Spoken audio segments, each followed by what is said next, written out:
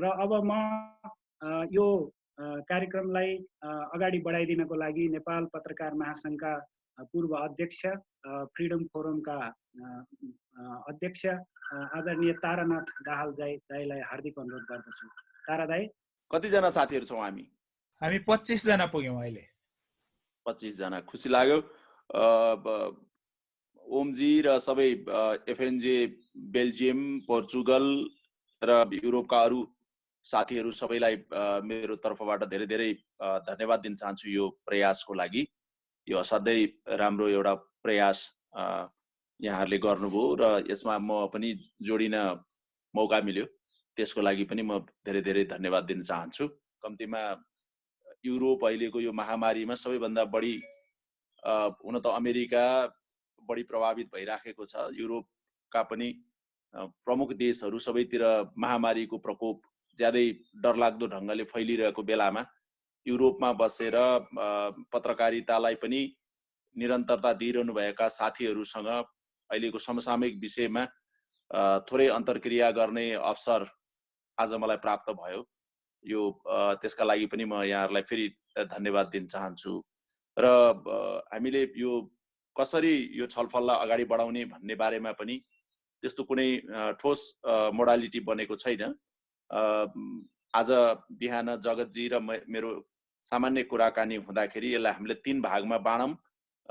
मैले अलिकति पत्रकारिताका अहिलेको कन्टेम्पोररी इस्युजहरू, खास गरी यो फ्रिडम अफ इन्फर्मेसन र फ्रिडम अफ एक्सप्रेसनसँग जोडिएका कुराहरू र समसामयिक विषयहरूमा बोलौँ। त्यसपछि प्रिन्टलाई फोकस गरेर प्रकाशजीले केही सहजीकरण गर्ने र ब्रोडकास्टिङको विषयहरूमा जगतजीले गर्ने भन्ने एउटा सामान्य हामीले एउटा समझदारी बनाएका छौँ। त्यसै अनुसार म यहाँहरूसँग केही सुरुवातमा केही विषयहरू राख्न चाहन्छु, तर मूल रूपमा हामी अन्तर्क्रिया नै गरौँ, छलफल नै गरौँ र नेपालमा भइरहेको अथवा युरोपमा हाम्रो साथीहरूले गरिरहनु भएको अभ्यासहरू, हामी सबैले महसुस गरिरहेका अहिलेका अनुभवहरू र समस्याहरूका बारेमा खुलेर छलफल गरौँ भनेर म साथीहरूलाई अनुरोध गर्न चाहन्छु। त्यसैले अहिले सुरुमा म धेरै लामो त्यस्तो वेल प्लान यहाँहरूको अगाडि प्रेजेन्ट गर्ने मसँग त्यस्तो कुनै विषयवस्तु मैले तयार गरेको छैन। तर मलाई कहाँबाट कुरा सुरु गरौँ जस्तो लाग्यो भनेदेखि अहिलेका केही इस्युजहरू, यो महामारी हामी सबैले अहिले जुन यो कोभिड-19 को जुन महामारी भोग्यौँ, यो मानव सभ्यताले 100 वर्ष पछि आइपरेको एउटा ठुलो महामारी हो र यो 100 वर्षमा विश्व जगतमा ठुलो प्रविधिले परिवर्तन ल्यायो। मानिस बीचको एउटा कनेक्टिभिटीको आधारहरू यति धेरै व्यापक भए। आजभन्दा 100 वर्ष पुरानो विश्व यति जोडिएको थिएन, तर आज विश्व एउटै गाउँ भएको अवस्थामा प्रविधिले यसरी हामीलाई जोडेको बेलामा यो महामारी आइलाग्यो र यो महामारी पनि त्यसै गरी नै तुरुन्तै जसरी ह्युमन सिभिलाइजेसन जोडिएको छ त्यसै गरी नै यो महामारी पनि सजिलै व्यापक हुन चाहिँ पुग्यो र आज संसारका अलमोस्ट अल देशहरू यसको चाहिँ मारमा परेको अहिलेको अवस्था छ। यसरी हेर्दाखेरि पत्रकारिताको सन्दर्भबाट हेर्दाखेरि पत्रकारितामा थुप्रै घटनाहरूलाई, थुप्रै सन्दर्भहरू, परिप्रेक्ष्यहरूलाई कसरी पत्रकारिताले सम्बोधन गर्ने, पत्रकारिताका सिद्धान्तहरू के विकास गर्ने भन्ने थुप्रै अभ्यासहरू भए। जस्तो द्वन्द्वको अवस्थामा कसरी गर्ने, वारको एउटा गृहयुद्धको बेला अथवा बाह्य वारको बेला कसरी गर्ने, अरू किसिमका विपदहरूको सन्दर्भमा पनि कुराहरू नभएको होइन। बाढी, पहिरो अथवा यस्तै किसिमका चाहिँ सामुद्रिक आपद विपदहरूका कुराहरू थिए, तर ती सबै भूकम्पका कुराहरू पनि थिए। तर त्यो यस किसिमको एउटा ग्लोबल पेन्डेमिक, एउटा विश्व जगत सबैलाई आइलाग्ने एउटा महामारी एउटा को सन्दर्भमा चाहिँ त्यस्तो कुनै हाम्रा सिद्धान्तहरू र स्वाभाविक रूपमा त्यस्तो आइनगए हुनाले त्यस्तो किसिमको विकास भएको पनि थिएन। त्यसैले यति बेला चाहिँ यो हाम्रो यो पुस्ताका लागि पनि एउटा नयाँ तपाईको चाहिँ नयाँ पुस्ताले सिक्ने, अनुभव गर्ने, भोग्ने त पर्यो नै, तर भोलिको पुस्ताका लागि यसबाट सिकेर केही न केही सिद्धान्तहरू, केही विचारहरू, केही अनुभवहरू छोडेर जानुपर्ने, त्यसलाई संस्थागत गर्नुपर्ने जिम्मेवारी पनि हाम्रो पुस्तामा चाहिँ आइलाग्यो। यो सन्दर्भमा जस्तो यो पेन्डेमिकको सुरुमा जब यसलाई चाहिँ फैलियो र यसलाई कसरी लियो भनेदेखि दुई किसिमको भय यसले सञ्चार गर्यो। एउटा त रोगको भय सञ्चार गर्यो, अर्को एउटा चाहिँ एक किसिमको त्रास सन्देशको भय, यसले एउटा चाहिँ भयपूर्ण सन्देश को चाहिँ समस्या भन्ने किसिमले यसलाई उल्लेख गरिएको हुनाले र त्यो भयपूर्ण सन्देश प्रवाह गर्ने माध्यमका रूपमा आम सञ्चार माध्यम या अहिले हामीले प्रयोग गरिरहेको इन्टरनेट का प्रविधि र त्यसले सिर्जना गरेका प्लेटफर्महरूलाई एउटा समस्याको रूपमा चाहिँ उल्लेख गर्न थालियो। तर अहिले यो 2 महिना 3 महिनामा हुँदै जाँदाखेरि यदि यस किसिमको इन्टरनेटको प्लेटफर्महरू थिएनन् भने, यस किसिमको सञ्चारको सञ्जाल आज नबनेको हुन्थ्यो भने अझ कस्तो हुन्थ्यो होला भन्ने प्रश्नहरू पनि फेरि फर्केर आएको चाहिँ अहिलेको अवस्था छ। यो अवस्थामा कतिपय देशहरूले मैले किन ल्याएको भनेदेखि जस्तो युरोपकै यहाँहरू जो साथीहरू जहाँ जहाँ काम गरिरहनु भएको छ त्यहाँ पनि फरक फरक किसिमको चाहिँ पत्रकारिता र सञ्चारको साधनहरूलाई नियमन गर्ने यो महामारीको सन्दर्भमा चाहिँ फरक फरक अनुभवहरू त्यहाँ देख्न पाइएको छ। त्यस हुनाले जस्तो भनौँ न सुरुमा जर्मनीले लिएको एउटा अलिक कठोर किसिमको कदमहरू भयो, अथवा स्कटल्यान्डले सूचनाको हक सम्बन्धी कानुनलाई नै एक किसिमले निष्क्रिय बनाएको अहिलेको अवस्था भनौँ, अथवा स्पेनले अलिकति सञ्चार स्वतन्त्रतालाई अलिक बढी कटौती गरेका घटनाहरू म यहाँबाट हेरिरहेको छु। त्यस हिसाबले हेर्दाखेरि कुन मोडल ठिक हो, कुन मोडल ठिक होइन, कसरी यो जर्नलिजमलाई डिल गर्ने पेन्डेमिकमा भन्ने समस्याहरू पनि धेरै देशहरूमा देखियो। हाम्रो देशैमा पनि कुरा गर्यो भनेदेखि लकडाउन घोषणा गरियो।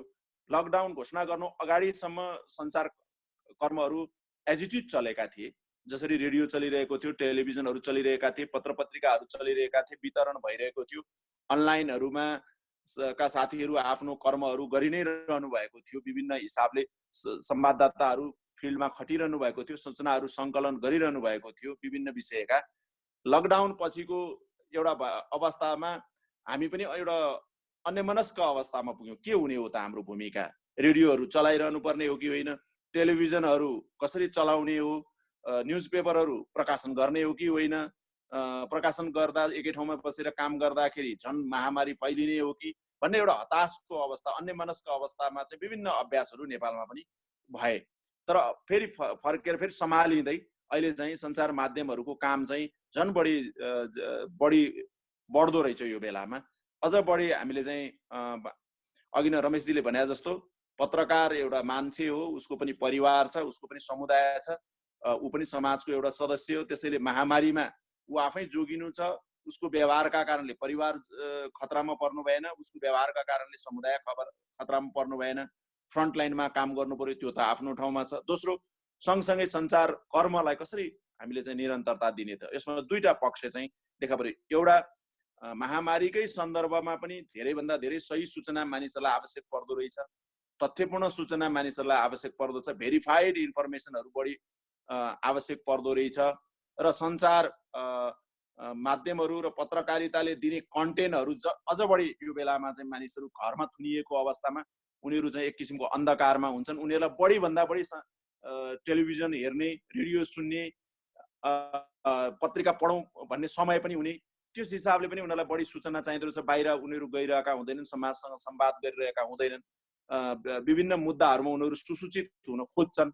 रोगको बारेको सूचनाहरू पनि, अरू विषयहरूको सूचनाहरू पनि चाहिँदो रहेछ भन्ने अहिले हामीलाई अनुभव भइराखेको अवस्था छ। एकातर्फ महामारीसँग सन्दर्भका सूचनाहरू कसरी प्रवाह गर्ने, कसरी सङ्कलन गर्ने, कसरी दिने, कति दिने, कस्तो दिने भन्ने कुराहरूको एउटा अनुभव हामी गरिरहेका छौँ भने अर्कोतर्फ यो बेला चाहिँ झन् प्रेस जगतले अरू ध्यान दिनुपर्ने विषय पनि हुँदो रहेछ। एक किसिमले अन्धकार जस्तो अवस्था हुँदो रहेछ।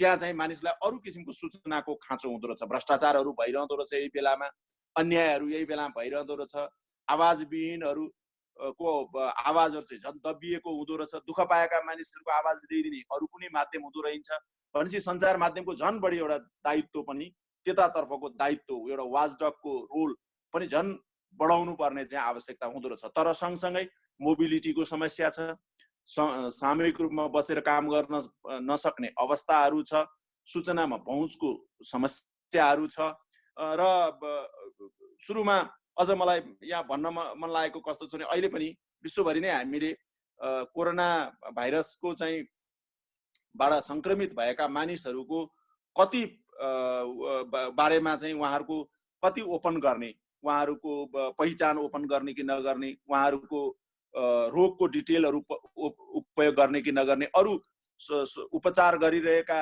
प्रणालीहरूको बारेमा कति सूचनाहरू दिने नदिने भन्ने पनि विभिन्न किसिमको चाहिँ समस्याहरू आयो। अब यसलाई एक किसिमले चाहिँ यति बेला एउटा स्वेच्छाले व्यक्तिलाई चाहिँ ओपन हुन पाउने या डिस्क्लोज हुने या नहुने, प्राइभेसी कति राख्ने, कति सोसाइटीलाई चाहिँ एउटा उपयोगी हुने गरी इन्फर्मेसनहरू दिने भन्ने पनि अहिले विभिन्न अभ्यासहरू भइरहेको देख्न सकिन्छ। जस्तो अरू कुराहरू गर्दाखेरि अब यो साउथ एसियाकै कुरा गर्यो भनेदेखि मैले के देखिरहेको छु भने जस्तो इन्डियामा यो मौकामा सरकारले सम्पूर्ण सञ्चार माध्यमहरूलाई चाहिँ सेन्सरसिप गर्न पाउने अधिकारको खोजी गर्यो।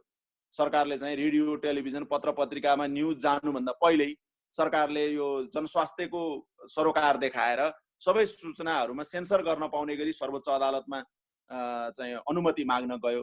अदालतले त्यसलाई दिएन। यस किसिमले एक किसिमको प्रेस स्वतन्त्रता कति यो अवस्थामा हुने र प्रेस स्वतन्त्रतालाई यो अवस्थामा कति सङ्कुचन गर्न सकिने कि नसकिने भन्ने विषयहरू पनि हाम्रो यहाँ यो रिजनमा देखा पर्यो। पाकिस्तानमा धेरै 4-5 जना पत्रकार साथीहरू अहिले विभिन्न किसिमको मुद्दा र हैरानी खेपिरहनु भएको छ। नेपालमै पनि सूचनाहरू कति दिने कति नदिने, एकजना हाम्रो हेटौँडाको पत्रकार साथीले चाहिँ यो सिमरामा आरडिटी अहिले 2 किसिमको परीक्षण हुँदो रहेछ। एउटा आरडिटी परीक्षण, अर्को चाहिँ पिसिआर परीक्षण। दुईटा विधि मध्ये पिसिआर मोर त्यसले चाहिँ पोजिटिभ, भाइरस पोजिटिभ देखिने कुराको इन्स्योर गर्दो रहेछ भने आरडिटीले चाहिँ त्यो संक्रमित थियो होला कुनै बेला भन्ने किसिमको एउटा संकेत गर्ने रहेछ। कुनै भरपर्दो परीक्षण होइन रहेछ। तर त्यो परीक्षणका बारेको बुझाइ हामी सञ्चारकर्मीहरूमा पनि प्रशस्त नहुन सक्छ, किन यो त टेक्नोलोजिकल कुरा, मेडिकल इन्फर्मेसन्सहरू, मेडिकल टर्मिनोलोजीहरू र त्यो परीक्षण प्रविधिहरूको बारेमा चाहिँ प्रशस्त रूपमा पत्रकारहरू पनि सचेत नभएको, एवेर नभएको अथवा प्रभावबारे मूल्याङ्कन गर्ने हामीसँग पनि त्यो क्षमता नहुनु स्वाभाविक थियो।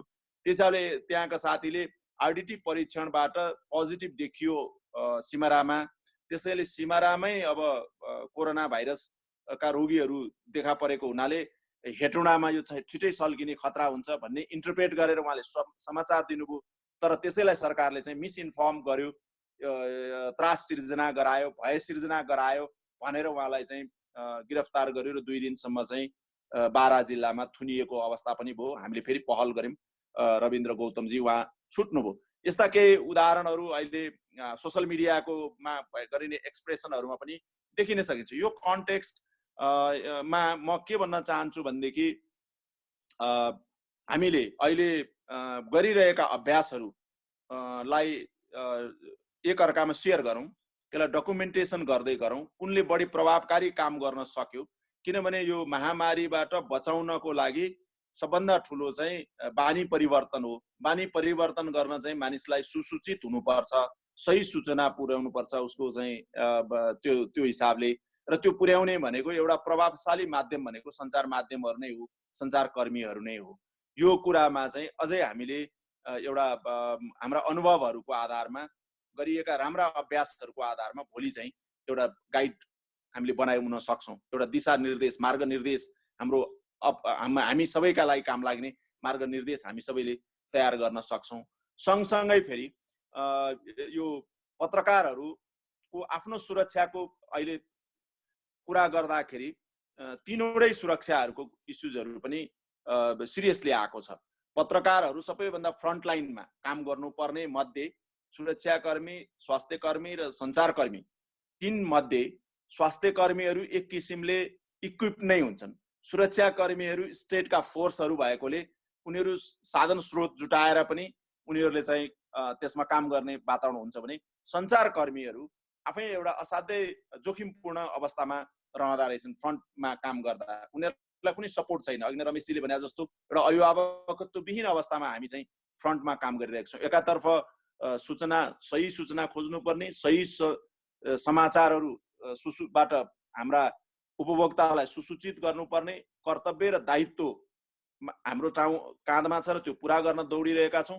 अर्कोतिर जोखिमलाई त्यही अनुसारले डिल गर्न सक्ने हाम्रा सञ्चार माध्यमहरूसँगको व्यवस्थापकीय क्षमता हुँदो रहन्छ, पत्रकारहरूको त्यो किसिमको चाहिँ ब्याकअप हुँदो रहन्छ र त्यो फ्रन्टमा काम गर्दाखेरिको जुन पर्सनल एउटा जोखिम आयो, बम्बईमा मात्रै 53 जना पत्रकारहरू संक्रमित भएको अवस्थाले चाहिँ एक किसिमले नेपालमा एकैचोटि एउटा भयावह डरको अवस्था पनि हामीले सिर्जना गर्यो।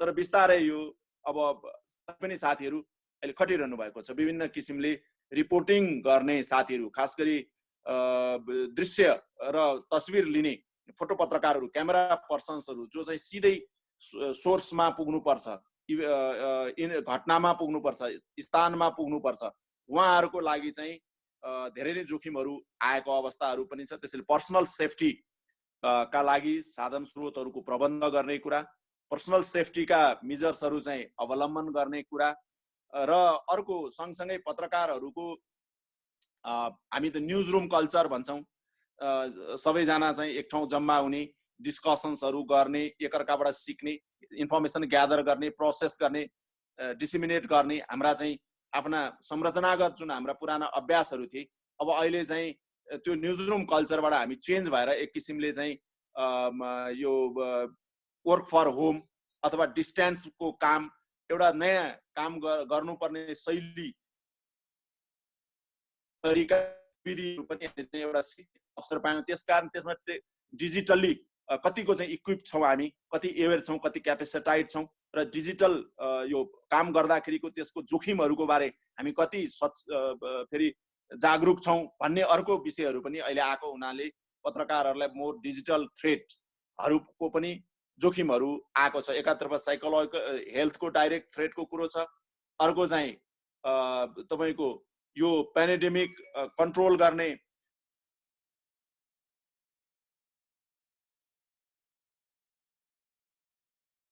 मिडियालाई डिल गरिराखेका हुनाले त्यस किसिमको लिगल फिजिकल थ्रेटहरू पनि सँगसँगै आउने, करप्सनका कुराहरू आउँदाखेरि कतिपय सन्दर्भमा लोकल गभर्मेन्टहरूले, खास गरी नेपालको सन्दर्भमा लोकल गभर्मेन्टहरूले क्वारेन्टाइनहरू गरेका छन्, राहतहरू वितरण गरेका छन् र त्यो क्वारेन्टाइन र राहत व्यवस्थापनमा उनीहरूको कमी कमजोरीहरू आउँदा पत्रकारहरूलाई डाइरेक्टली थ्रेट गरिएको, तपाईँको कुटपिट गरिएको, धम्की दिएका घटनाहरूको अर्को थ्रेटहरू पनि बढेर गएको अवस्थाहरूसँगै फेरि यो डिजिटल थ्रेटका कुराहरू, तपाईँको नयाँ किसिमका थ्रेटहरूको कुराहरू पनि हामीलाई आएको छ र एउटा संसारभरि नै अहिले पत्रकारहरूलाई हामी द्वन्द्वको बेलामा अलिकति कुरा गर्थ्यौँ, एउटा साइकोलोजिकल तपाईँको चाहिँ थ्रेटहरू, साइकोलोजिकल च्यालेन्ज, ट्रमाको समस्याहरूको कुरा हामी गर्थ्यौँ। अब अहिले चाहिँ धेरै नै ट्रमाको समस्या चाहिँ अलि बढेर गएको छ। एउटा त इकोनोमिकल्ली पनि कमजोर अवस्थामा काम गर्नुपर्ने, फिजिकल्ली पनि थ्रेटको र अप्ठ्यारोमा काम गर्नुपर्ने, सँगसँगै सोसाइटी र अरू किसिमको फ्याक्टरहरूको प्रेसर पनि बिहोर्नुपर्ने, त्यसले गर्दा ट्रमाहरूको समस्या बढेर गएको अवस्थामा पत्रकारहरूको यो समस्याहरू मैले चाहिँ यहाँ अहिले देखिराखेको छु। यो त भयो अहिलेको समसामयिक सन्दर्भको अवस्थामा मैले देखेको। साथीहरूले अझ बढी यो कुरामा बताउन सक्नुहुन्छ, किनभने नेपालभन्दा अझ बढी तपाईँहरू एउटा भयावहताको महामारीको एउटा चाहिँ लडिरहनु भएको ठाउँमा तपाईँहरू काम गरिरहनु भएको छ, त्यसैले तपाईँहरूको अनुभव मेरोभन्दा बढी छ। अब अर्कोतर्फ यो बेलामा चाहिँ हामीले अरू एउटा यसो विषय केलाउँदाखेरि देखियो, अहिले सञ्चार माध्यममा चाहिँ प्रिन्ट जर्नलिजमलाई इन्टरनेटका माध्यमहरूले भविष्यलाई प्रश्न खडा गरेको थियो। प्रिन्ट माध्यमहरूको पहुँचहरू घटेर गएको थियो, प्रभावहरू घटेर गएको थियो भनेर हामीले भनिरहेका छौँ।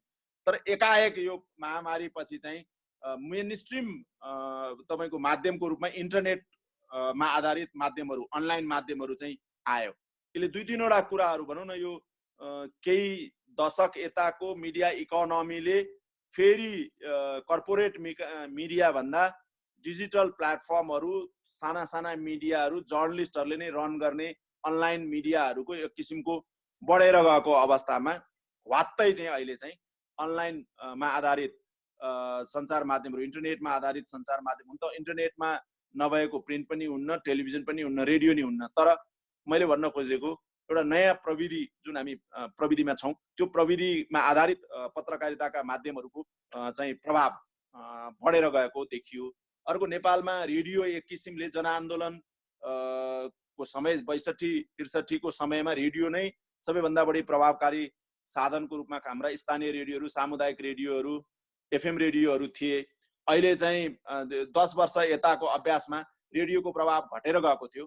तर अहिले फेरि केही हदसम्म रेडियोको रेलेभेन्सी पनि यो हुन त भूकम्पको बेलामा केही हदसम्म थियो, तर भूकम्पमा रेडियोहरूको भौतिक संरचना नै धेरै नै धराशायी भएकोले त्यो बेलामा त्यस किसिमको भूमिका खेल्न रेडियोहरू असमर्थ भए। तर अहिले रेडियोको फेरि सान्दर्भिकता अलिकति बढा देखियो। धेरै मान्छेहरू घरमै बस्याबाट टेलिभिजन च्यानलहरूको प्रतिको आकर्षण पनि बढेर गयो। यो मिडियाको प्रयोग र प्रभावहरूको कुरा गर्दाखेरि समग्रतामा हेर्दाखेरि चाहिँ के देखिन्छ भन्दा, अब रेडियो टेलिभिजनहरू अहिले विज्ञापनको कारणले, किन आर्थिक यो महामारीले व्यापक रूपमा इकोनोमीलाई नै असर गर्ने हुनाले आर्थिक मन्दीको शिकार भएकोले चलाउन गाह्रो भएको अवस्था पनि छ, किनकि कस्टली माध्यमहरू हुन्। प्रिन्ट माध्यम डिस्ट्रिब्युसनको समस्या, छाप्नेको समस्या, तपाईको त्यसलाई चाहिँ अरू सञ्चालनको महँगोको कारण एकाएक यो अनलाइनको भने अब यसले चाहिँ ग्लोबल्ली नै एउटा जर्नलिजमको एउटा हामीले भन्ने गरेको हिजोको मेन स्ट्रिम र न्यू मिडियाको परिभाषा अब बदल्ने सम्भावना छ। अब कुन मेन स्ट्रिम हुने हो, अब न्यू मिडिया भन्ने कि नभन्ने, एउटा नयाँ किसिमको चाहिँ एउटा ट्रेडिसनल मिडिया र नयाँ न्यू मेन स्ट्रिम इन्टरनेट मिडियाको युग पो आउने हो कि जस्तो चाहिँ देखिँदैछ। यो त महामारी पछिको अवस्थाहरूलाई हेरौँला। त्यसका लागि चाहिँ मैले भन्न खोजेको पत्रकारहरूले आफ्नो सिप र आफ्नो स्किललाई पनि तपाईको चाहिँ त्यही अनुसारको चेन्ज गर्नुपर्ने अवस्थामा हामी अब आयौँ। हिजो जुन अभ्यासमा थियौँ, अब नयाँ अभ्यासमा अझ बढी आफूलाई चाहिँ सशक्त बनाउनु पर्ने अवस्था चाहिँ यहाँ अहिले टेक्नोलोजिकली पनि यो घटनाले पनि त्यतातर्फ चाहिँ लगेको छ जस्तो देखिन्छ।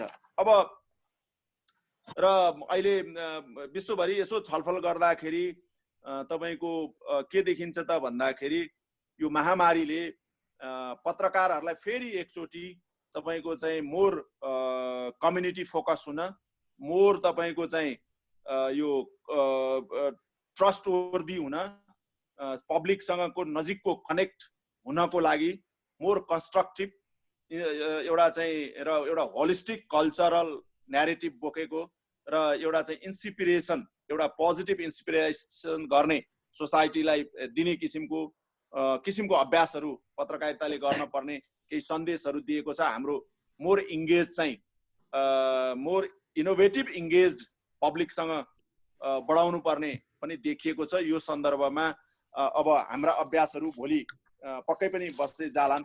हाम्रो पत्रकारिताका केही मूलभूत सिद्धान्तहरू जुन हामीले कोर्स बुकमा पढेका हौँला अथवा अरू किसिमले पढेका हौँला, के अरे सत्य, हाम्रो एबिसी, एक्युरेट, ब्यालेन्स र क्रेडिबिलिटी, अथवा हाम्रा चाहिँ यो बेसिक प्रिन्सिपल्सहरू त कहिले पनि असान्दर्भिक हुन्नन्। ती कुराहरूलाई हामीले मनन गर्नै पर्छ। तर अहिले समयले ल्याएको यो चुनौतीलाई पनि हामीले एनालाइज गर्दै आफूलाई अपडेट गरेर जानुपर्ने जस्तो देखिएको छ। अब अलिकति अर्को कुरा मैले यहाँहरूलाई राख्न खोज्दा के हो भनेदेखि, हामी जहाँ बसेर पत्रकारिता गरे पनि हामीले हेर्ने भनेको पत्रकारिता एउटा अभिव्यक्ति स्वतन्त्रताको माध्यम हो र त्यो अभिव्यक्ति स्वतन्त्रता र विचारको स्वतन्त्रतालाई एउटा फैलाउने एउटा चाहिँ माध्यम हो। सूचनाहरू पुर्याइदिने र विभिन्न विचारहरूलाई एउटा कमन प्लेटफर्म दिएर डायलग र इङ्गेजमेन्टलाई बढाउने चाहिँ साधन हो। त्यो साधन भोलि पनि त्यो आवश्यक नै हुन्छ, आज पनि त्यसको महत्त्व बढेको छ र हामीले गर्ने मूल कर्महरू तिनै आधारभूत सिद्धान्तहरू र त्यही मूल चरित्रलाई नै केन्द्रमा राखेर नै गर्ने हो र त्यसका लागि हामी क्रियाशील भइ नै रहनुपर्छ। र अब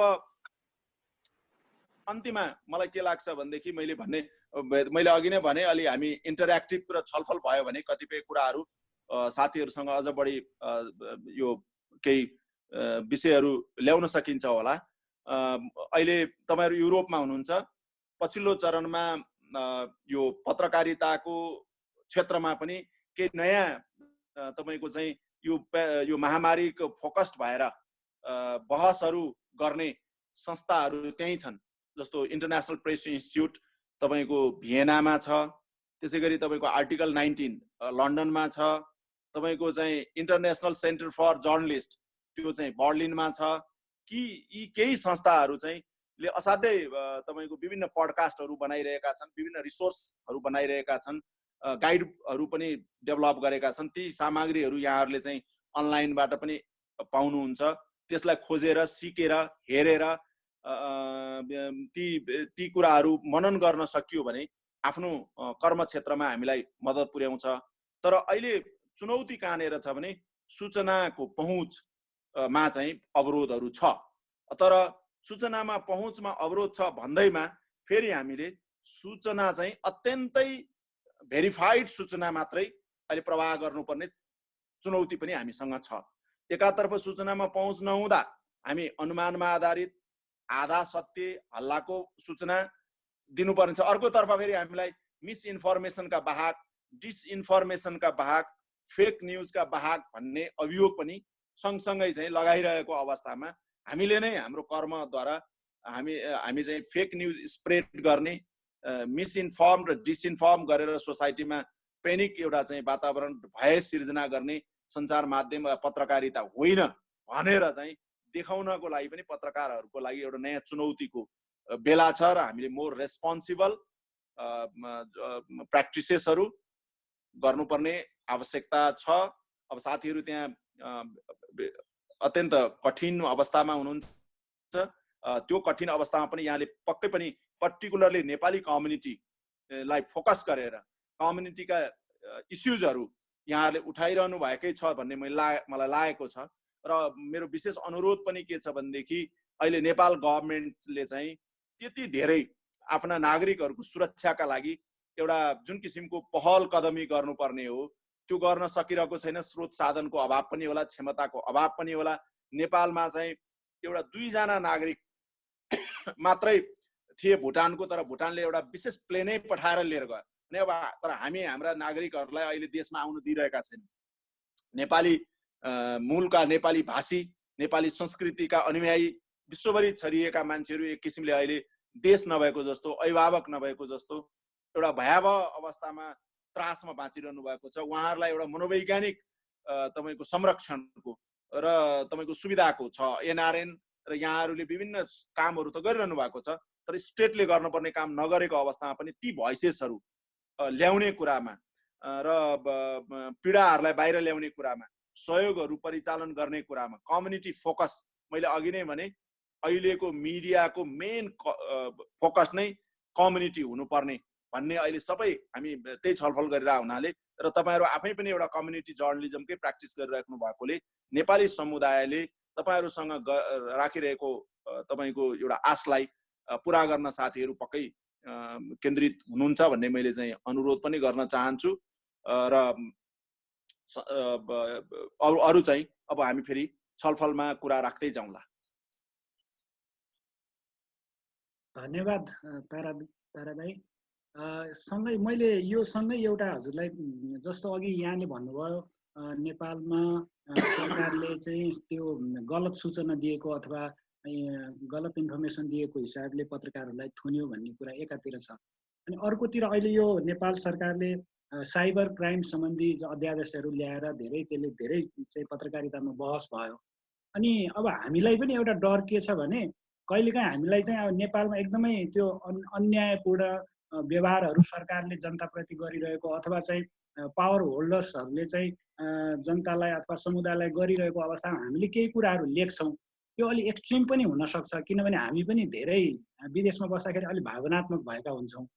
र यस्तो अवस्थामा हामीलाई एउटा डर चाहिँ के भयो भने त्यो कहिलेकाहीँ चाहिँ एयरपोर्टमा जाँदाखेरि हामीलाई त्यो एयरपोर्टबाट घर जानुपर्नेमा चाहिँ एयरपोर्टबाट हनुमान ढोकातिर लान्छ कि जस्ता कुराहरू चाहिँ हामीलाई डर भइराख्ने अवस्था छ। त्यो 1-2टा प्र्याक्टिसहरू सरकारले गरि पनि सकेको अवस्था भयो। त्यो बारेमा हामी कसरी सचेत रहन सक्छौँ अथवा सरकारलाई कसरी दबाब दिन सक्छौँ त्यसबारेमा केही अलि प्रश्न पारिदिनुहुन्छ कि दाइ? धन्यवाद छ ओमजी। वास्तवमा एकदम सान्दर्भिक कुरा यो हामीले गर्नुपर्ने नै विषय ल्याउनु। अहिले हामी कहाँ म अलिकति यसको कानुनी अवस्था के छ त्यो बताउँछु, त्यसपछि अनि तपाईँले भन्नुभएको विषयमा आउन चाहन्छु। इन्टरनेटको माध्यमहरूको यत्रो यो विकास भएपछि हामी कहाँ प्रपरली एउटा अभिव्यक्ति स्वतन्त्रता, विचारको स्वतन्त्रता र प्रेस स्वतन्त्रतालाई तपाईको कुण्ठित नहुने किसिमले यो कानुनी संरक्षण दिने ऐन कानुनहरूको प्रबन्ध हुन सकेन। संविधानमा त प्रेस स्वतन्त्रता भनिएको छ, विचार तथा अभिव्यक्तिको स्वतन्त्रता पनि मौलिक हकको रूपमा राखिएको छ, तर कानुन कार्यान्वयन गर्ने निकायहरूले ऐन खोज्छन्। ऐनहरू त्यो संविधानका भावना अनुसारका ऐन कानुनहरू हाम्रो मुलुकमा अहिले बन्न सकेको छैन। 2064 सालमा एउटा ऐन नेपालमा बन्यो, विद्युतीय कारोबार सम्बन्धी ऐन। त्यो विद्युत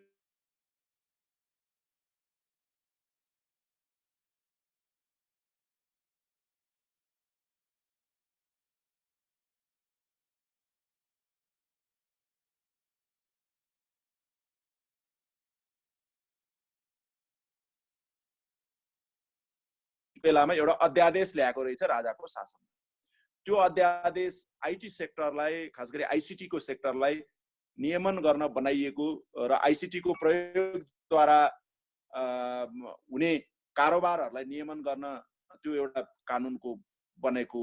पछि लोकतन्त्र को आन्दोलन सफल भएपछि त्यति बेलाको सरकारले त्यो संवेदनशीलता, त्यसको गम्भीरतालाई त्यति आकलन गर्न सकेन र त्यो राजाको समयमा आएको आईसीटी सम्बन्धी अध्यादेश हुबहु विद्युतीय कारोबार ऐनको रूपमा आयो। र त्यो कारोबार ऐनको एउटा दफा 47 मा एउटा के व्यवस्था छ भनेदेखि त्यसमा अरु व्यवस्थाहरू छन्, जस्तो आईटी को कम्पनी कसरी खोल्ने, आईटी का सामानहरू कसरी आयात गर्ने, तपाईको आईटी बैंकिङ डोमेनहरू कसले रेगुलेट गर्ने, यावत विषयहरू छन्।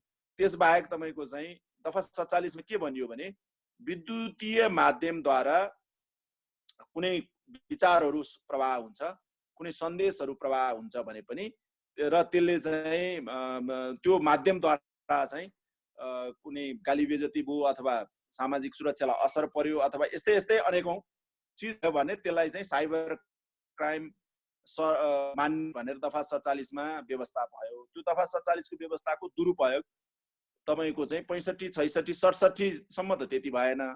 67, 68 सालबाट व्यापक दुरुपयोग सुरु भयो र धेरै जसो पत्रकारहरू, फेसबुकमा लेख्ने, ट्विटरमा लेख्ने मानिसहरू यसको चाहिँ शिकार भए र हामीले दफा 47 खारेज गर्नुपर्छ भनेर 68 सालदेखि नै यो आवाज उठिरहेछ।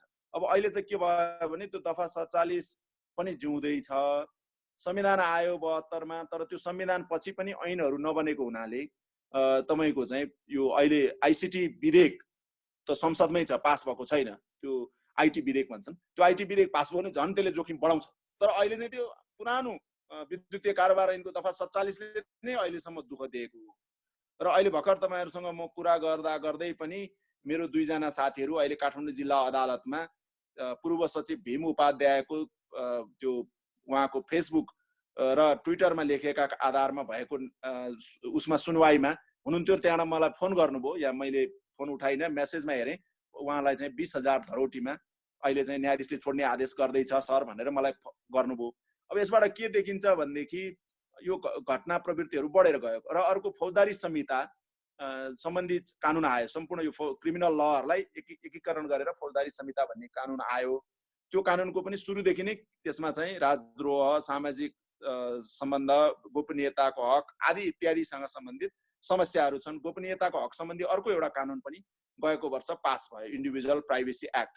यी 3-4 वटा कानुनी व्यवस्थाले गर्दाखेरि अहिले के भयो त भन्दाखेरि तपाईको चाहिँ यो टेलिफोनको कुराकानी भनौं अथवा सामाजिक सञ्जालहरूको कुराकानीहरू भनौं, विद्युतीय इक्विपमेन्ट अथवा विद्युतीय प्रविधि जुनसुकै प्रयोग गरेर पनि गरिने कुराहरूलाई चाहिँ सरकारले एकदम तपाईको सर्भिलेन्स गर्ने, त्यसलाई कारबाहीको दायरामा ल्याउने, फौजदारी अभियोग भनौं न, क्रिमिनल अफेन्समा चाहिँ कारबाही गर्ने जुन ट्रेन्डहरू बढेर गएको छ। यो त्यसो भएर हामीले यी सबै आईटी विधेयकको पनि विरोध गरिरहेका छौं। यो ETA जसलाई हामी इलेक्ट्रोनिक ट्रान्ज्याक्सन एक्ट भन्छौँ त्यसको दफा 47 खारेज हुनु पर्यो भनिरहेका छौँ। फौजदारी संहिताको पनि सुधार हुनु पर्यो भनिरहेका छौँ। गोपनीयताको हक सम्बन्धी ऐनको पनि कतिपय व्यवस्थाहरू ठिक छैनन् भनेर भनिरहेका छौँ। यी सबै कानुनी संरचनाहरू एकतिर छ, अर्कोतिर सरकारले गरिरहेको दमनको अवस्था छ। अब यहाँनिर चाहिँ तपाईले भन्नुभएको विषयमा चाहिँ अहिले एउटा नेपालमा एउटा जोखिम छ कि नेपालको मामिलामा कुनै पनि कुराहरू अभिव्यक्त गर्यो भनेदेखि अहिले सरकारले प्रेस काउन्सिलको दुरुपयोग गरेर दुईटा काम गरिरहेको छ। एउटा के हो त भन्दा तपाईले बेल्जियममा कुनै एउटा अनलाइन सुरु गर्नुभयो, नेपाली भाषाको अनलाइन सुरु गर्नुभयो र त्यो नेपाली भाषाको अनलाइनमा तपाईले नेपालकै बारेमा लेखिरहनु भएको हुन्छ, नेपाली समुदायकै बारेमा लेखिरहनु भएको हुन्छ र तपाईको टार्गेट अडियन्स त नेपालै हुन्छ। त्यो टार्गेट अडियन्स नेपाल भएको न्युज पोर्टलहरू अहिले प्रेस काउन्सिलले भटाभट बन्द गराएको छ। मेरो नोटिसमा अहिले झन् 50 वटा जति तपाईको चाहिँ अनलाइनहरू, कतिपय अनलाइन चाहिँ हावादारी पनि छन् होला, कतिपय चाहिँ फेक हल्ला फैलाउने पनि होला, तर केही जेन्युन पनि अनलाइनहरू चाहिँ मारमा परेको भनेर मैले सुनेको छु र दुईटा अनलाइनहरूको लागि हामी सुप्रिम कोर्टमा रिटमा जानको लागि पनि सपोर्ट गर्दैछौँ। तर त्यो सँगसँगै फेसबुकमा ट्विटरमा भएका सन्देशहरूलाई पनि सर्भिलेन्स गर्ने काम चाहिँ प्रहरीबाट भएको छ। यो बेलामा चाहिँ त्यसो भएकोले कमेन्टहरू गर्दै नगर्ने, लेख्दै नलेख्ने, विचारहरू दिँदै नदिने, सूचनाहरू पस्कँदै नपस्कने भनेर त म साथीहरूलाई भन्दिनँ, तर अलिकति बढी सजगता जरुरी छ। तर सजगता जरुरी छ भनेर फेरि सत्यलाई नछुपाउँ, एउटा स्वतन्त्रताको मूल्यलाई कम्प्रोमाइज नगरौँ। त्यो अवस्थामा तपाईहरुलाई कुनै पनि किसिमको अप्ठ्यारोहरू पर्यो भने हामी सपोर्ट गर्न तयारै छौँ। यहाँ अहिलेसम्म काठमाडौँ जिल्ला अदालतले सुखको कुरा के छ भने अदालत जाँदा गइसकेपछि चाहिँ सरकारको यो यस किसिमको जुन फौजदारी अपराधमा जुन कारबाही गरिरहेको छ त्यो कुरालाई अहिलेसम्म अदालतले चाहिँ मान्यता दिएको छैन। सबै मुद्दा जिताइदिएको छ। कुनै 10,000 कुनै 20,000 धरौटी होला के होला, तर सबै पत्रकारहरूले, सबै नागरिकहरू जसले बोलेको कारणले, लेखेको कारणले, कुनै नराम्रो कुरा नचाहिने कुरा गरेकोले होइन, सही कुराहरूमा कमेन्ट गरेको, लेखेको, विरोध गरेको, गुनासो राखेको आधारका कुराहरूलाई चाहिँ अपराधको रूपमा अदालतले दण्ड दिएको छैन। एउटा बलियो वकिलहरूको संरचना पनि हामीसँग छ। न्यायालयले पनि अहिलेसम्म त्यस्तो काम गरेका छैन। यसमा हामी अनुसन्धान पनि गर्दैछौँ। एडभोकेसीका कामहरू पनि सँगसँगै भइरहेको छ। त्यसैले तपाईहरुले निर्धक्क भएर पत्रकारिताका एउटा आधारभूत सीमाहरूलाई चाहिँ मनन गरिदिनुस्, किनभने पत्रकार भनेकै एउटा रेस्पोन्सिबल तपाईको चाहिँ प्र्याक्टिसनर्स हो र उसले फ्रिडमको एउटा भ्यालुजलाई बोक्ने मान्छे जहिले पनि तपाईको चाहिँ जिम्मेवारै हुन्छ। त्यसैले त्यो जिम्मेवार अभिव्यक्ति दिने कुरामा चाहिँ नडरौँ। सूचना र अभिव्यक्तिहरू तपाईहरु प्रवाह गर्नुस्, तर सरकारले त्यस्तो सन्दर्भमा मुद्दा लगाउन सक्ने, नोटिसमा लिएर राखेर इमिग्रेसनमा आएपछि त्यसलाई चाहिँ पक्डिने खतराहरू पनि देखिएको छ, नदेखिएको छैन। तर त्यस्तो कुराहरूमा हामी यहाँहरूलाई जहिले पनि सपोर्ट गर्न तयार छौँ र अगाडि बढौँ। ती कुराहरूलाई कसरी तपाईको चाहिँ अहिले उपयुक्त ऐन कानुनहरू बनाउनुपर्छ, खास गरी आइटी लको जुन विधेयक संसदमा अड्किरहेको छ त्यसमा हामी दबाब दिइरहेका छौँ, संशोधन हाल्न लगाइरहेका छौँ, त्यसमा सुधार गर्नको लागि प्रयास पनि गर्दैछौँ। त्यो आइटी विधेयक सुध्रिएर राम्रो बन्यो भनेदेखि एउटा पत्रकारिता गर्ने र विचार तथा अभिव्यक्तिका स्वतन्त्रता जुन संविधानमै सीमाहरू छन्, हाम्रो संविधानमा ती सीमाहरू भित्र रहेर गरिने अभिव्यक्तिहरूमाथि दमन गर्ने कुनै दुराशय सरकारले लियो अथवा संयन्त्रहरूले लिए भनेदेखि त्यसबाट बचाउन सकिन्छ। किनभने हामी यो यहाँहरू सबैलाई एउटा जानकारी होस्, नेपाल चाहिँ ICCPR भन्छन्, international convent and civil and political rights, नागरिक तथा राजनीतिक अधिकार सम्बन्धी अभिसन्धि जुन चाहिँ UN को यो 1966 मा जारी भएको नागरिक तथा राजनीतिक अधिकार सम्बन्धी अन्तर्राष्ट्रिय अनुबन्ध हो। त्यो चाहिँ नेपाल पक्ष राष्ट्र हो र नेपालले त्यसलाई 1989 मै अनुमोदन गरेको छ र त्यो नेपालको कानुन सरह लागू हुन्छ। त्यो कानुनै हो, त्यो एउटा सिद्धान्त मात्र होइन। र त्यसको धारा 19 ले विचार तथा अभिव्यक्ति स्वतन्त्रता र यस्ता किसिमका तपाईको एउटा जर्नलिजमका प्र्याक्टिसहरूलाई प्रोटेक्सन दिन्छ। त्यो अवस्थामा हामीले हाम्रो संविधानले नदिए पनि त्यो ICCPR को धारा 19 को प्रोटेक्सनबाट पनि पाउन सक्छौँ। त्यसैले म साथीहरूलाई आश्वस्त हुन र भयरहित हुन चाहिँ अनुरोध गर्छु। मैले साथीहरूलाई अनुरोध गरेँ, तारानाथ दाहाल नेपाल पत्रकार महासङ्घको पूर्व सभापति हुनुहुन्छ र उहाँले यो फ्रिडम फोरम भन्ने एउटा संस्था चलाउनुहुन्छ जसले राष्ट्रिय र अन्तर्राष्ट्रिय रूपमा वाक स्वतन्त्रता, हाम्रो लेख्ने स्वतन्त्रता, यसको लागि चाहिँ एकदमै राम्रो नेपालमा काम गरिरहेको छ र तारादाईको टिमले त्यो चाहिँ काम गरिरहेछ। त्यसकारणले हामीसँग त्यस्तै कानुनी कुराहरू, त्यस्तो मैले अघि उठाएकै जस्ता केही कुराहरू समस्या भयो भने उहाँ हाम्रो अभिभावक पनि हुनुहुन्छ र हाम्रो मार्गदर्शक पनि हुनुहुन्छ। त्यसकारणले उहाँसँग अथवा उहाँ फ्रिडम फोरमसँग धेरै कुराहरू हामीले लिन सक्छौँ। म साथीहरूलाई त्यो जानकारी दिँदै अघि अनुराधाजीले हात उठाउनु भएको जस्तो लाग्थ्यो। केही प्रश्नहरू, केही कुरा अगाडि बढाउनुहुन्छ कि अनुराधाजी? अनुराधाजी पनि हुन्छ? हजुर, नमस्कार। ल, खुसी लाग्यो। मलाई पनि खुसी लाग्यो, धेरै समयपछि भेटेको। सानो क्वेसन सोध्छु हजुर। सबै ददिजी पनि राम्रै हुनुहुन्छ? हजुर, भेरी गुड। हजुर, थ्याङ्क यू सर। मैले हजुरलाई के सोचिरहेको थिएँ भने त्यहाँ अब जर्नलिस्टहरूले चाहिँ न्युज दिँदाखेरि मैले त्यो कोरोना सन्दर्भमा गएँ है, त्यहाँ हाम्रो मेडिकल इक्विपमेन्टहरू कति छ, त्यो छ, कति सूचना दिने, कति सूचना नदिने भन्ने कुरा चाहिँ हामीले पनि ख्याल गर्नुपर्ने हुन्छ भन्ने जस्तो कुरा बुझेँ।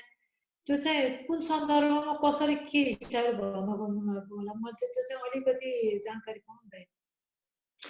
मैले भन्न खोजेको अहिले के छ भनेदेखि यो एउटा भएको वातावरण भयो र जस्तो एउटा उदाहरणको लागि वीरगन्जको नारायणी हस्पिटलमा पिसिआर परीक्षणको लागि अथवा आरडिटी परीक्षणको लागि कति चाहिँ मेडिकल ल्याब कस्तो छ, त्यसमा किट्सहरू कति छ, त्यसमा काम गर्ने हेल्थ वर्कर्सहरू जनस्वास्थ्य कति छ भन्ने कुरा चाहिँ सही सूचनाहरू अहिले चाहिँ एभाइलेबल भइराखेका छैन र कतिपय सन्दर्भमा यस्ता कुराहरू चाहिँ दिनु हुँदैन भनेर पनि जानकारीहरू दिएको छैन। तर त्यसले कम्युनिटीमा चाहिँ अर्को किसिमको सन्तास ल्याउँदो रहेछ, एउटा आश्वस्त नहुने अवस्था हुँदो रहेछ।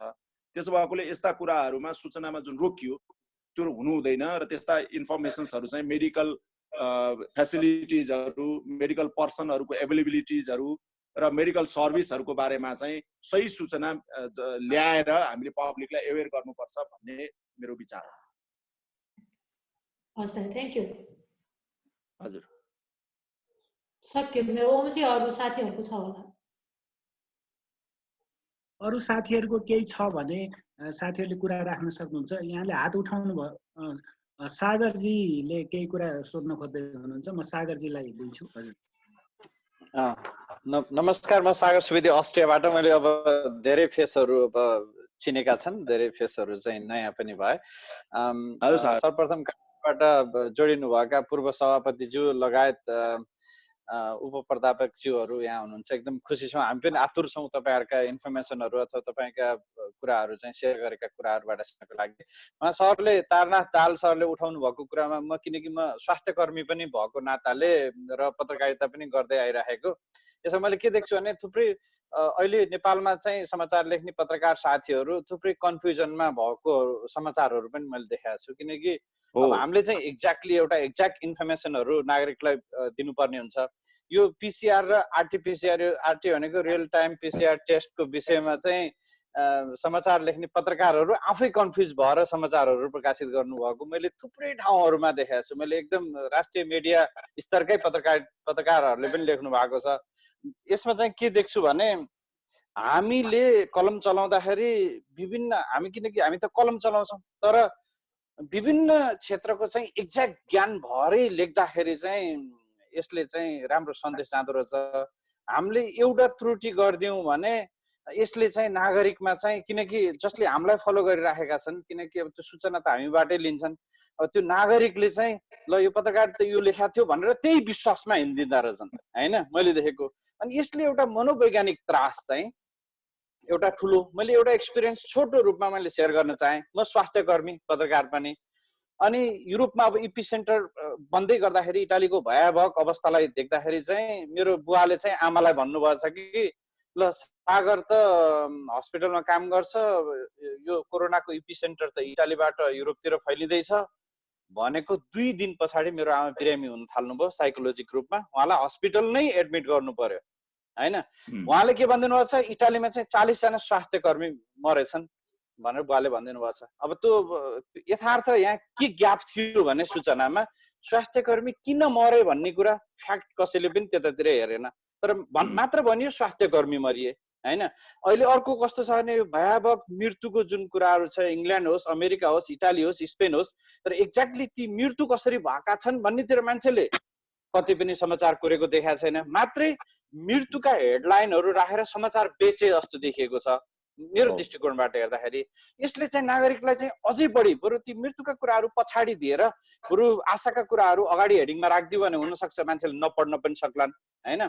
तर पनि ती कुराले त्रास फैलाएछन् र समाचार कोर्ने साथीहरूले पनि यी सम्पूर्ण कुराको सूचना चाहिँ एक्ज्याक्ट रूपले नै बुझेरै समाचार कोरिदिनु भयो भने नागरिकले चाहिँ त्यही अनुसारले पत्रकारलाई हेर्ने र विश्वास गर्ने कारणले गर्दाखेरि चाहिँ अब त्यही पत्रकारलाई विश्वास गरेर उनीहरू जनजीवन चलिराखेको हुन्छ भने त्यसमा एकदम सचेतना अपनाउनु पर्ने मैले चाहिँ यहाँबाट देखेँ। सरले उठाउनु भएको यो कुरा चाहिँ एकदम चित्त बुझ्यो। यसमा मैले अरू कमेन्ट केही पनि छैन, यति आफ्नो कुरा मात्रै सेयर गरेँ सर। धन्यवाद। धन्यवाद सागरजी।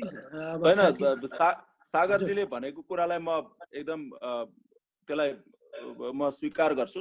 सागरजीले जे भन्नुभयो त्यो हामीले सिक्नुपर्छ, बुझ्नुपर्छ।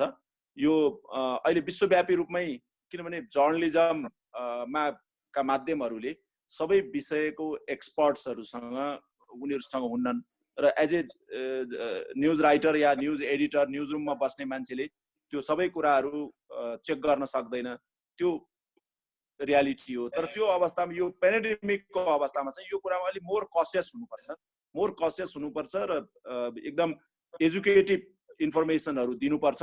मैले अघि नै भने मोर कन्स्ट्रक्टिभ, मोर इङ्गेज टाइपको इन्फर्मेसनहरू हामीले दिनुपर्छ। भयलाई घटाउने नै इन्फर्मेसनहरू अहिले सञ्चार माध्यमले दिनुपर्छ। त्यसो भए चाहिँ यो इन्टरनेट 2-3वटा प्र्याक्टिसहरू भयो, तुरुन्तै यो कुरो विश्वव्यापी रूपमा यो समस्या देखियो जर्नलिजममा। र इन्टरनेसनल अर्गनाइजेसनहरूले के गरे भने पब्लिक हेल्थ एक्सपर्ट्सहरू र मेडिकल एक्सपर्ट्सहरू यो लाई तपाईँको चाहिँ एक किसिमको मिडिया अर्गनाइजेसन र मिडिया क्लबहरूसँग जोडियो र एक्सपर्ट्सहरूको रोस्टरहरू बनाइयो। अनि नेपालमा पनि मैले चाहिँ मेडिकल एसोसिएसनलाई तुरुन्तै अनुरोध गरेँ र नेपाल सरकारलाई पनि अनुरोध गरेँ, स्वास्थ्य मन्त्रालयलाई अनुरोध गरेँ।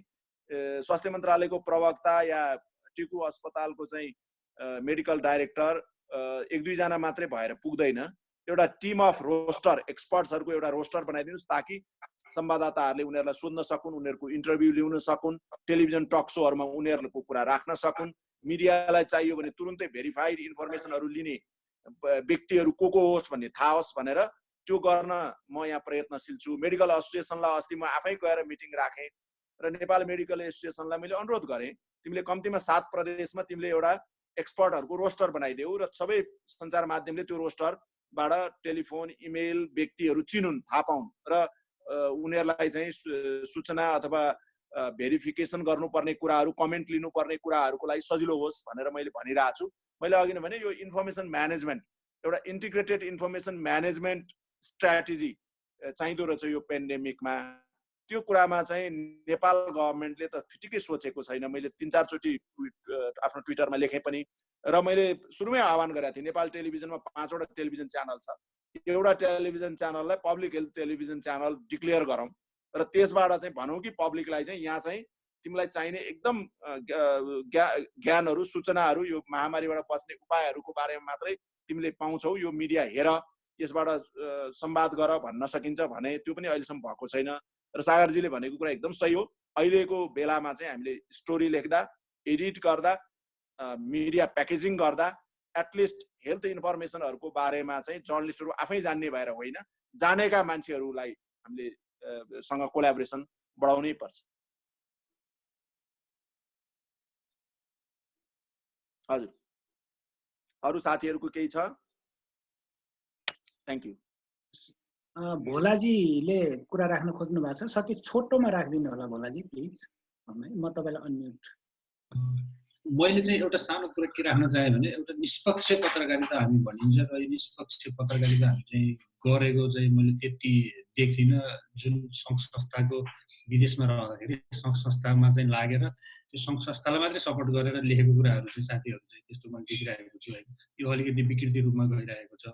र अर्को प्लस कुरा के भने हामी जुन लोकलमा बसेका छौँ त्यो एरियाको चाहिँ तपाईँको 10 वर्ष 20 वर्ष जति बसेको छ त्यो त्यहाँको वातावरण चाहिँ मान्छेले त्यहाँको बुझेको मान्छेले त्यहाँको असल र खराब चाहिँ जुन छुट्याएको हुन्छ उसले चाहिँ त्यो चाहिँ बाहिर अर्को ठाउँमा चाहिँ टेलिफोनको भरमा तपाईँको लेखिँदाखेरि चाहिँ यहाँको कम्युनिटीलाई त थाहा हुन्छ होइन, बाहिरको कम्युनिटीमा चाहिँ पत्रकारले लेखिसकेपछि बाहिरी इमेजमा चाहिँ अलिकति असर पर्छ। यस्तो कुराहरू चाहिँ अलिकति हामी पत्रकार साथीले कसरी यसलाई चाहिँ निराकरण गर्ने अथवा चाहिँ यो समस्या चाहिँ अलि मैले एज अ होल राखेको, यस्तो भइहाल्यो, यस्तो घटनाहरू घट्यो भने यसमा चाहिँ अलिकति हामीले चाहिँ सजगता कसरी अप्नाउन सकिन्छ भन्ने कुरा राख्न चाहेँ। किनभने धेरै कुराहरू छन्, साथीहरूलाई समय दिनु पर्यो, फेरि हामी लामो नगर्नु। ठिक छ भोलाजी।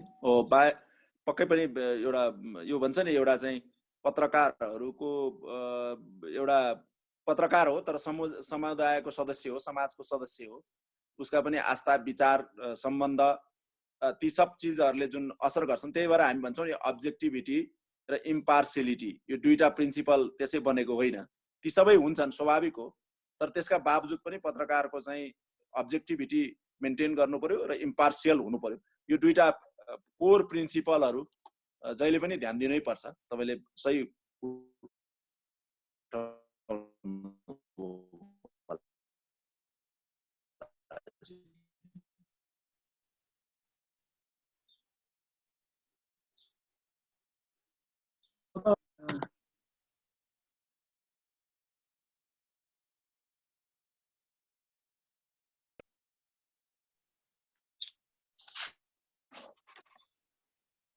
कता मलाई आछ हो अहिले क्यामेरा हो तपाईले हात हजुर हो के अरे ताना दाइले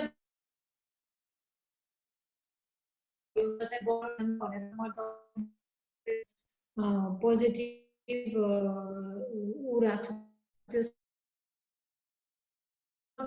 के देख्यो भने साथीहरूलाई अलिकति सेयर गर्नु खोजेको, म धेरै समय दिन। यहाँ चाहिँ टेलिभिजन एक चाहिँ एकदम प्रख्यात च्यानल हो, यहाँको चाहिँ त्यो प्राइभेट च्यानल हो तर प्रख्यात छ त्यो च्यानल चाहिँ। अनि त्यसले चाहिँ हरेक समाचारमा, दिउँसोको समाचार होस् या बेलुकाको समाचार होस्, हरेक समाचारमा उसले चाहिँ एउटा एक्सपर्ट लिएर आउँछ ताकि अहिले चाहिँ विश्व कस्तो हुन्छ भन्ने कुरा कम्प्युटर स्केच गरेर उनीहरूले राम्रोसँग व्याख्या गरेर दिइरहेको हुन्छ। अनि त्यो चाहिँ एकदम मैले नेपालमा चाहिँ त्यो सूचना चाहिँ एकदमै कम्ती महसुस गर्छु।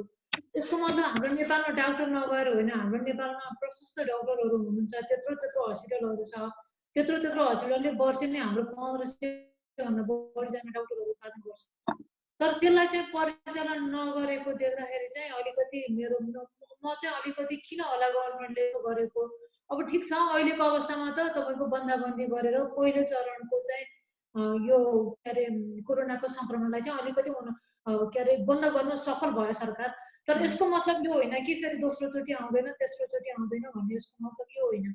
हामीहरू युरोपमा चाहिँ अक्सर सबै देशको मान्छेहरूलाई के थाहा छ भने यो पटकलाई हामी जोगियौँ अथवा यो पटकलाई सङ्क्रमणको दर हामीले घटायौँ, तर ल है यो फेरि पनि आउँछ, फेरि पनि आउँछ, यो यति बेलासम्म आउँछ जति बेलासम्म 60% पपुलेसन, कि त 60% पपुलेसन इन्फेक्टेड हुनु पर्यो कि त खोप आउनु पर्यो। यो दुईटा अवस्थामा मात्रै हामीहरू चाहिँ जोगिएर हिँड्न सक्छौँ। यो कुरा चाहिँ हामी युरोपमा बस्ने अक्सर हामी सबैलाई थाहा छ, किनभने अब युरोप महामारी पनि हो, हामीले त्यो अनुभव भोग्यौँ। तर यस्तो जानकारीहरू चाहिँ नेपालमा चाहिँ मैले त्यति देख्दिनँ। अनलाइनहरू पनि पढ्छु, त्यो टेस्टमै त्यहाँ अङ्गलेको देख्छु। अब हामीले लेख्ने हो, अब त्यही कुरा बार बार लेखिरहने पनि होइन बाहिर बस्नेहरूले। अब हामीले लेखेको पनि हुन्छौँ तर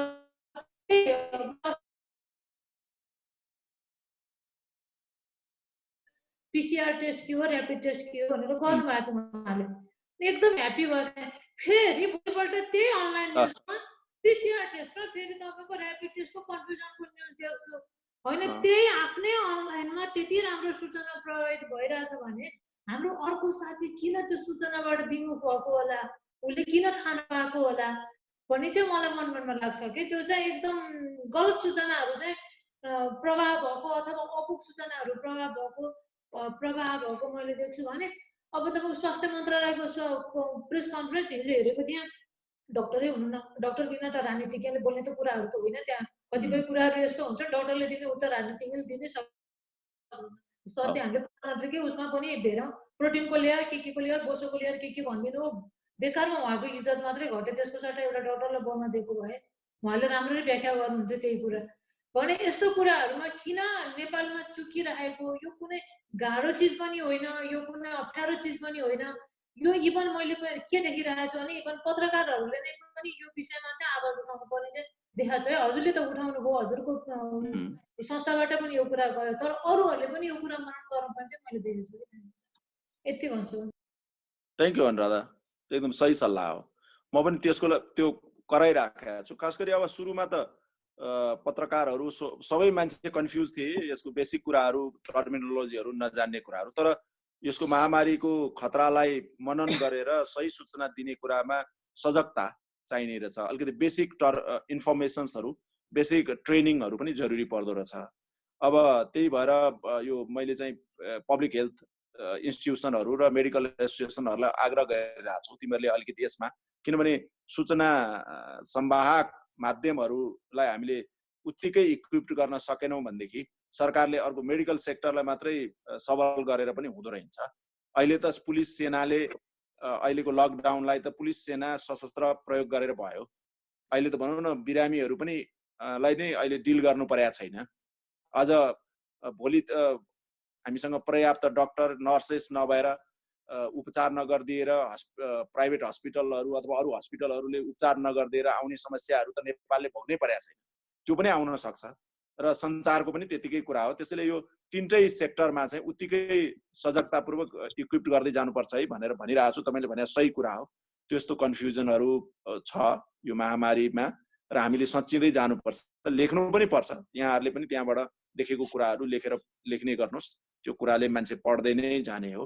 इन्टेन्सनली त कसैले गरिरहेको मलाई लाग्दैन, तर अब क्षमताकै समस्या हो। त्यो क्षमता बिल्डअप गर्ने कुरामा हामी लाग्नुपर्छ सबैजना। र तपाईँले भन्नु नि त्यो एक्सपर्ट्स इन्फोग्राफ एकदमै राम्रो कुरा हो। मैले सुरुदेखि यो कुरो भनिरहेको छु। स्वास्थ्य मन्त्रालयमा सुरुमा मन्त्रीले नै प्रेस ब्रिफिङ गर्नुभयो, पछि हामीले नै करायौँ, त्यसपछि प्रवक्तालाई दिनुभयो। अहिले कुरा के आयो भने मन्त्रालयमा तपाईँको चाहिँ यो केसलाई हेर्ने टप 3 पोस्टमा चाहिँ मेडिकल पर्सनै छैनन् भनेर हिजो अखिलेश उपाध्यायले लेखिरहनु भएको थियो। भनेपछि त्यो समस्या हामी कहाँ अझै छ, किनभने त्यसलाई त्यो कुरा तर मिडियाले उठाइरहेछ। जस्तो भनौँ न स्वास्थ्य सामग्री खरिदको कुरामा पनि मिडियाले एउटा लिडै गर्यो र ठुलो करप्सनलाई एक्सपोज गर्यो। किनभने गुणस्तरीय स्वास्थ्य सामग्री नहुँदाखेरि त महामारीबाट जनतै मर्ने हो नि। त्यो अवस्थाबाट नेपाली मिडियाले जोखिममा काम गरेको छ। लकडाउन भयो भनेर प्रिन्टै बन्द गरेका पत्रिकाहरू पनि एक हप्तापछि त गल्ती महसुस गरेर अहिले रिप्रिन्ट गर्न थालेका छन्। अलिकति आएको छ, जनतालाई सूचना चाहिँदो रहेछ भनेर। यो सिक्ने र सिकाउने कुराहरू हामी एकअर्कामा गर्दैछौँ। धन्यवाद। अब तारा दाईलाई अलि लामो समय हामीले लियौँ। एकछिन अब अन्तिममा उहाँसँग पेम्बा गेलु शेर्पाजीले पोर्चुगलबाट केही कुरा राख्न चाहनु भएको छ, अनि त्यसपछि सन्तोष नेउपानेजीले पनि राख्न चाहनु भएको छ। तपाईँहरू दुवैजनाले सँगै राखिदिनु भयो भने टाइम कम होला। मैले पहिला पेम्बाजीलाई दिएँ। धन्यवाद ओम जी। धेरै कुरा साथीहरूले भनिसक्नु भएको छ। त्यसमा मैले थोरै जस्तो यो पत्रकारिताको माध्यमबाट सही सूचना सम्प्रेषण गर्ने सन्दर्भमा चाहिँ सही सूचना प्रसारण हुन नसकेको धेरै फ्याक्टरहरू मध्ये अथवा पत्रकार र पत्रकारिताले चाहिँ सही सूचना दिन नसकेको भन्ने आरोपको अथवा त्यो तथ्यको एउटा फ्याक्टरहरूमा चाहिँ हामी पत्रकारहरू स्वयं नै कति जिम्मेवार छौँ भन्ने कुरामा अलिकति आफ्नो जिज्ञासा पनि राख्न चाहे, जुन चाहिँ हाम्रो आफ्नै चाहिँ संस्थासँग सम्बन्धित भएको कुरालाई राख्न चाहे। जस्तो हामीले सही सूचनाहरू सम्प्रेषण गर्न नसक्नुमा पत्रकारहरूकै आफ्नै चाहिँ परस्पर इगोइजमले पनि अलिकति चाहिँ फ्याक्टरले काम गरेको जस्तो चाहिँ महसुस गरेको अवस्था हो। र त्यसमा चाहिँ अब पत्रकार महासङ्घभित्रै हुने केही अस्वस्थ प्रतिस्पर्धाका घटनाहरू पनि महसुस गरेको छु। त्यसले गर्दाखेरि यसमा अब संस्था पनि जिम्मेवार हुनुपर्ने कुराको बारेमा अब पूर्व अध्यक्ष हुनुको नाताले यहाँले पनि अलिकति चाहिँ सुझाव दिनु होला। मैले अहिले यहाँ जोड्न खोजेको थिएँ, जस्तो अहिले युरोपमै पनि जस्तो पत्रकार महासङ्घले अहिले चाहिँ पहिला युरोप पत्रकार महासङ्घ युरोप च्याप्टर थियो, त्यसपछि अहिले बेल्जियम र पोर्चुगल च्याप्टर आएको छ। तर क्षेत्राधिकार के हुने अथवा कार्यक्षेत्र के हुने भन्ने विषयमा अहिले कन्फ्युजन भएर साथीहरू भित्रै पनि अलिकति टक्रावको स्थिति पनि देखिएको छ। त्यसले निश्चय नै पत्रकारहरूको बिचमा अस्वस्थ प्रतिस्पर्धा हुँदाखेरि त्यसले पनि अलिकति सही सूचनाहरू प्रसारण गर्नमा र एक आपसको चाहिँ अस्वस्थ प्रतिस्पर्धाले गर्दाखेरि यो कुराहरूमा समस्या परिराखेको पनि महसुस गरेको छ। त्यसले गर्दाखेरि अब जस्तो अहिले ओमजी, योगेन्द्रजी, म हामी युरोप पत्रकार महासङ्घमा पनि छौँ, अहिले आफ्नो चाहिँ देशमा सम्बन्धित च्याप्टरहरूमा पनि छौँ। यसमा यो क्षेत्राधिकारको विषयलाई पनि महासङ्घले चाहिँ किटानीका साथ चाहिँ दिन सक्यो भने चाहिँ त्यसले अलिकति साथीहरूको बिचमा टक्राव नहुने अवस्था हुन्छ कि त्यसले गर्दाखेरि यो पत्रकारहरूको सही सूचना सम्प्रेषण गर्ने कुरामा यो किसिमको अलिकति इगोले पनि काम गरेको कुरालाई चाहिँ यहाँले कसरी लिनुभएको छ, त्यसले के गर्नुपर्छ भन्ने कुरा मैले राख्न चाहे। धन्यवाद पेम्बुजी। अनि सन्तोषजी छोटोमा के राखिदिनुहोस् न तपाईँले। ल सुरु गरौँ। हजुर हुन्छ। नमस्कार तारादाई लगायत सम्पूर्ण सहभागी र नेपालका हाम्रा नेपाल पत्रकार महासङ्घका साथीहरू। र मैले एउटा यही पत्रकारिताकै विषयमा कुरा गर्दा मलाई छोटो एउटा प्रश्न राखेँ। एक 2-4 दिनको कुरा, 2-3 दिन अगाडिको कुरा हो। मैले हाम्रो सायद भोलाजीले लेख्नु भएको थियो कि स्पेनको एउटा न्युज समथिङ व्यक्तिले 2-3 हजार कोरोना पीडितलाई सहयोग गर्नुभयो भनेर न्युज लेख्नुभयो। अनि मैले पढिरहेको थिएँ त ठ्याक्कै त्यसको न्युज खण्डन गरे जस्तो तरिकाले अर्को एउटा अनलाइनले चाहिँ त्यो सहयोग गर्ने व्यक्तिको चाहिँ कर्तुत पर्दाफास गर्यो। अर्थात् त्यो सहयोग गर्ने व्यक्ति नेपालमा कुनै ठगी काण्डमा परेर युरोप आएर युरोपको पेपर बनाएको जस्तो न्युज आयो। जस्तो भने एकजना साथीले चाहिँ पोजिटिभ न्युज हो अहिलेको कन्डिसनमा है, त्यो कोरोना पीडितलाई सहयोग गर्नु भनेको पोजिटिभ न्युज भयो। अनि अर्को साथीको अनलाइनले के लेख्यो भने जस्ट त्यो न्युजलाई बायस गर्ने तरिकाले भनौँ या त्यो सहयोगलाई ठ्याक्कै नेगेटिभ तरिकाले कभर गर्ने तरिकाले अर्को न्युज आयो। अब यस्तो अवस्थामा हामी पत्रकार साथीहरूले कसरी काम गर्न सक्छौँ? यो स्पेसल यो चाहिँ कोरोना क्राइसिसको अवस्थामा होइन। अरू बेला त हामी समाचार लेखिरहेको हुन्छौँ, त्यो सामान्य कुरा हो। तारादाईबाट म यो प्रश्नमा अलिक क्लियर हुन खोज्छु। हामी कसरी जाने यस्तो केसमा, कसरी हामी लिडिङ गर्ने, विन टु विन जस्तो पनि देखिन्छ होइन। हाम्रा पाठकहरू दर्शकहरूले हेर्दाखेरि चाहिँ हामी आपसमा फाइट गरे जस्तो देखिन्छ कि। त्यही भएर यस्तो कन्डिसन आउँदाखेरि अब कुनै पनि खराब व्यक्ति या नेपालमा कुनै ठगी काण्डमा आएर युरोप आएको व्यक्तिले कुनैलाई 10,000 सहयोग गर्यो भने हामीले चाहिँ उसले सहयोग चाहिँ गरे हो नि। यो अवस्थामा उसले सहयोग गर्यो दिल खोलेर, हामीले लेख्नु पर्यो। तर उसको ठगी पर्दा फेरि अर्को साथीले खोलिदियो भने त अब त्यो न्युज लेखेको र नलेखेको र सहयोग गर्नेलाई पनि सहयोग गरेको नगरेको जस्तो हुने भयो। त्यो तारादाईबाट यो अलिक क्लियर हुन चाहन्छु।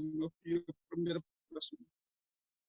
सन्तोषजी र हाम्रो पेम्बाजीको दुईटैको विषयवस्तुहरू यहाँले उठाउनु भएको कुराहरू एकदम भ्यालिड छन् र त्यसमा एउटै विषयवस्तु नै छ।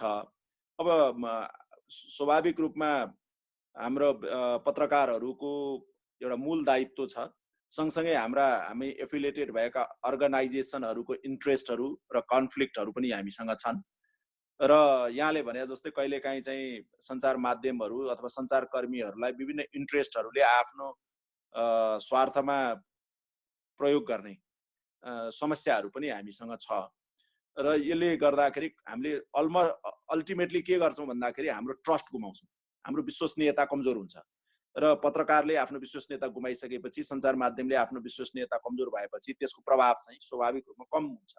त्यसो हुनाले जहिले पनि एउटा ट्रस्टलाई मेन्टेन गर्ने, क्रेडिबिलिटीलाई कायम गर्ने कुरामा हामी जिम्मेवार हुनैपर्छ।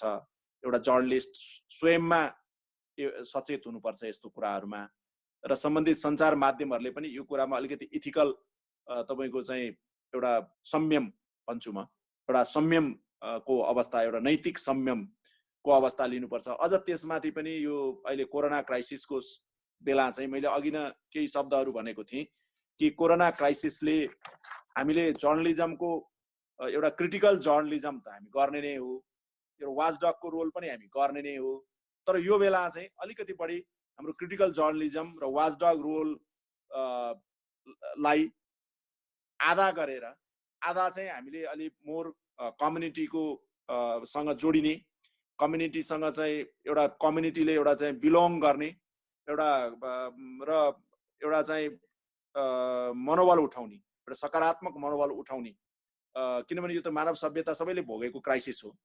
त्यसैले यो कसैले मात्रै यो क्राइसिस भोगेको होइन, कोही र कोही यो क्राइसिसबाट कोही बच्ने अलग छु म भनेर निश्चित पनि छैन। त्यसको हामी अलि पोजिटिभ मेसेजिङ गर्ने र positive messaging in the sense educative मेसेजिङहरू गर्ने, अलिकति शिक्षा बढोस्, एवारनेस होस् र पब्लिकलाई मनोबल उठाउँ। अहिले चाहिँ यो के भयो भने कोरोनाको चाहिँ विश्वव्यापी रूपमै ह्युमन डेथ पनि छ, लस पनि छ, यसको इम्प्याक्टहरू पनि छ। त्योभन्दा पनि एउटा साइकोलोजिकल तपाईँको चाहिँ जुन ड्यामेजेसहरू सोसाइटीमा भयो, सिभिलाइजेसनमा भयो, त्यो उठाउन धेरै समय लाग्छ। त्यसैले मान्छेको मनोबल उठाउनु पर्यो। अहिले सङ्क्रमित भएर उपचार गरेका रोगीहरू नेपालमा 3-4 जनाको मैले अनुभवहरू सुन्दाखेरि उहाँहरू सबैले के भन्नु भने हामी हाई मोरल थियो, कोरोना जित्छौँ भन्ने थियो, मनोबल उच्च भएकोले हामीले जित्यौँ भन्नुभयो। बागलुङको एकजना वृद्ध आमाले पनि, धनगढीको एकजना चाहिँ हाम्रो सङ्क्रमित भाइले पनि के भन्नुभयो भने म कोरोना जित्छु, म उपचार भएर यहाँबाट फर्किन्छु भन्ने एउटा पोजिटिभ थिङ्किङले हामी बच्यौँ भन्नुभयो। मलाई त्यसले के दियो भनेदेखि हामी सबैलाई एउटा चाहिँ यो बेलामा उच्च मनोबल गर्ने, सकारात्मक सन्देश दिने जर्नलिजमको खाँचो पर्छ। यो कुरामा चाहिँ हामीले बहसलाई एकदम अगाडि बढाउनुपर्छ। त्यसैले यो बेला कन्ट्रिब्युट गर्ने बेला हो र अलिकति कोल्याबोरेटिभ एप्रोचबाट हामी जर्नलिस्टहरू, हामीसँग सत्य थाहा छ, हामीले जे बुझेका छौँ त्यो ब्यालेन्स हिसाबले, अथवा हामीले सही सूचना दिइरहेका छौँ, हामी अल इन अल छौँ, भेरिफाइड हामीले आफै गरेका छौँ भन्ने पनि होइन। यो बेलामा अलिक बढी हामीलाई भेरिफिकेसनको कोल्याबोरेसन चाहिँदो रहेछ। त्यसै गरी हामीले वाचडग रोल गर्दै गर्दा क्रिटिकल एप्रोचमा हामीले फ्याक्टरलाई एनालाइज गर्दै पनि एउटा पोजिटिभ सन्देश दिउँ, मनोबल उठाउने किसिमको सन्देश दिउँ भन्ने चाहिँ म अनुरोध गर्न चाहन्छु। त्यसले नै हामीले यो बेला गर्न सक्छौँ। र अर्को जहाँसँग पर्टिकुलरली एफएनजे को हाम्रो इन्टरनेसनल च्याप्टरहरूको रोल एन्ड तपाईँको चाहिँ टिओआरको कुरा छ, त्यो कुराहरूमा म त्यति धेरै मैले नजिकबाट हेरेको छैन, तर म कुरा गर्छु। एफएनजे को हाम्रो रमेशजी पनि यो सुनिरहनु भएको हुन्छ होला, अरू साथीहरूसँग कुरा गरौँला। हाम्रो यो इन्टरनेसनल च्याप्टरहरू सुरु गर्ने, म जति बेला सभापति थिएँ त्यो बेलामा इन्टरनेसनल च्याप्टरको अभ्यास थिएन। पछि यो इन्टरनेसनल च्याप्टरको अभ्यासहरू बढेर गयो, तर यसलाई कुन लेभलमा यसलाई चाहिँ यी च्याप्टरहरूलाई हामीले एउटा चाहिँ नियमन गर्दै व्यवस्थित गर्दै जाने भन्ने कुराहरू एफएनजेले को पनि महाधिवेशनहरूमा छलफलहरू सुनिरहेको हुन्छु म।